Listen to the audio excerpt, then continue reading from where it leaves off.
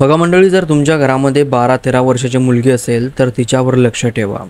हालाकी 12-13 वर्षाची सोडून द्या हो, घरामध्ये मुलगी जर असेल ना तर तिच्यावर लक्ष ठेवा. असं म्हणत नाही आहे की ती काय करते काय नाही याच्याकडे लक्ष ठेवा, पण असं लक्ष ठेवा की तिच्यावर कोणाच्या वाईट नजर आहेत किंवा तिच्याबद्दल कोण वाईट विचार करतं. बघा कसं आहे ना, आपल्या या समाजामध्ये असे खूप घाणेरडे किडे पडलेले आहेत की त्यांना दुसऱ्यांच्या मुली म्हणजे खेळणं वाटतात.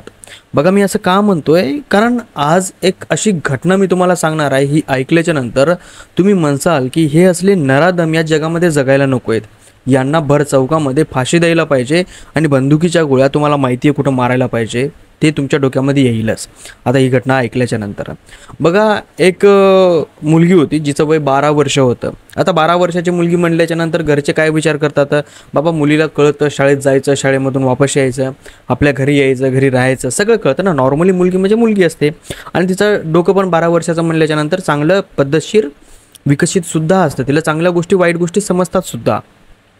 तर एक 12 वर्षाची मुलगी होती, ती शाळेमध्ये जाते रोजच्या प्रमाणे आणि जाते तर अचानक गायब होते. ती संध्याकाळी घरी येतच नाही. आता तिचे जे आई वडील आहेत ते आरबळतात, ते घाबरतात की बाबा आमची मुलगी आली नाही, कुठं गेली, या पाहुण्याला फोन लाव, त्या पाहुण्याला फोन लाव, तिच्या मैत्रिणीला फोन लाव, शेजाऱ्यांना फोन लाव, यांना विचार त्यांना विचार आमची मुलगी कुठे दिसली का हो. पण त्यांना कुठेही दिसली नाही. ज्या दिवशी ती मुलगी गायब झाली ती पूर्ण रात्र ती मुलगी गायबच होती, कोणाला दिसली नाही. आणि दुसऱ्या दिवशी दुपारी ती मुलगी एका रोडवर पडलेली दिसली. आता ती मुलगी ज्यावेळेस पडलेली दिसली त्यावेळेस जिथं आजूबाजूचे लोक होते ना, त्यांनी तिला उचललं आणि हॉस्पिटलमध्ये घेऊन गेले. हॉस्पिटलमध्ये नेलं, तिथं डॉक्टरने ट्रीटमेंट केलं. तर तिथले डॉक्टर म्हणले की बाबा या मुलीचा जो उपचार आहे ते आपल्यापाशी होणं थोडंसं अवघड आहे, कारण की मुलगी थोडीशी सिरियस आहे. तुम्ही काय करा, हिच्या आईवडिलांना सांगा, पोलिसांना कळवा, तोपर्यंत आम्ही या मुलीला मोठ्या हॉस्पिटलमध्ये शिफ्ट करू. मग त्या मुलीला मोठ्या हॉस्पिटलमध्ये पाठवण्यात आलं. तिथं या मुलीचे आईवडील गेले, पोलीस गेले. तिथे गेल्याच्या नंतर त्या मुलीचं ट्रीटमेंट झालं आणि नंतर काही वेळाच्या नंतर ती मुलगी शुद्धीवर आली. शुद्धीवर आल्याच्या नंतर जे त्या मुलीनं यांना सांगितलं ते ऐकून प्रत्येकाच्या पायाखालची जमीन सरकली. ती मुलगी म्हणते की काही दिवसाच्या अगोदर मला माझ्या शाळेमध्ये एक मुलगा बोलण्याचा प्रयत्न करत होता, पण मी त्याच्याकडे दुर्लक्ष केलं आणि तो मुलगा माझ्या मागं इतका लागला होता की मी जिथं जाईल तिथं तो यायचा, पण मी त्याच्याकडे दुर्लक्ष केलं. मग त्याने अचानक आमची शाळा सोडली आणि दुसऱ्या शाळेमध्ये निघून गेला. मग काही दिवस मदत गेल्याच्या नंतर मी रोज जशी शाळेत जाते, ॲटोने येते, तशीच आजसुद्धा गेले. आणि ज्यावेळेस मी शाळेत गेले, शाळा शिकली, दिवसभर कॉलेजमध्ये म्हणजे वर्गामध्ये होते आणि संध्याकाळच्या वेळेस माझ्या घराकडे येण्यासाठी मी ॲटोची वाट बघत होते. त्यावेळेस तोच मुलगा आणि त्याचा एक मित्र मोटरसायकल घेऊन माझ्यासमोर येऊन उभे राहिले. मला तो मुलगा म्हणला की चाल तुला तुझ्या घरापाशी सोडतो नेऊन, पण मी नाही म्हणलं आणि मी त्याला इग्नोर करण्याचा प्रयत्न केला.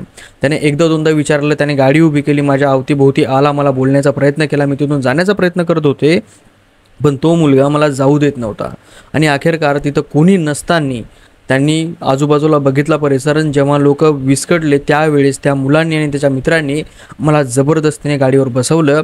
आणि कदाचित त्याच्या आत्याचं घर असावं, कारण की तो म्हणत होता की माझ्या आत्याच्या घरी कुणी नाही आहे, तिथं चला. तिथं मला घेऊन गेला. पहिले तर त्याने गाडीवर बसवताना मला मारण्याच्या भीतीने मी खूप भिले. त्या कारणामुळे मी गाडीवर बसले आणि त्याच्यासोबत त्याच्या आत्याच्या घरी गेले. तिथं गेल्याच्या नंतर त्या मुलाने आणि त्याच्या मित्राने तब्बल रात्रभर माझ्यावर चुकीचं काम केलं आणि त्यानंतर त्यांचं पोट त्यानं भरलं नाही तर त्यांनी सोबत दारूच्या बॉटला आणल्या होत्या. दारू पिणं झाल्याच्या नंतर ज्या रिकाम्या बॉटला आहेत त्या रिकाम्या बॉटला त्यांनी माझ्या अवघड जागेवर त्या बॉटलांची प्रक्रिया केली आणि मी तिथं बेशुद्ध झाले. त्याच्यानंतर मला शुद्ध आली ती या दवाखान्यामध्येच. असं म्हणल्याच्या नंतर पोलिसांनी तिनं जितकं काही बोललेलं आहे ते सगळं काही आपल्या FIR दर्ज करून घेतलं आणि त्यांचा तपास चालू आहे. दोघंही फरार आहेत, दोघंही सापडलेले नाही आहेत. पण अशा नराधमांना सापडून यांना भर चौकामध्ये गळफास दिला पाहिजे आणि यांच्या अशा पाठवर गोळ्या घालायला पाहिजे ना, यांना त्रास झाला पाहिजे पण 2 दिवस मरण नाही आलं पाहिजे. असल्या प्रकारची शिक्षा यांना द्यायला पाहिजे. कसं असतं ना, दुसऱ्याच्या स्त्रियांकडं, दुसऱ्यांच्या लेकीकडं, दुसऱ्यांच्या बहिणीकडं जेव्हा आपण नजर टाकतो त्यावेळेस आपल्याला हे पण ध्यान असायला पाहिजे की आपल्या पण घरामध्ये स्त्री आहे, आपण पण एका स्त्रीच्या माध्यमातूनच जन्माला आलो आहे.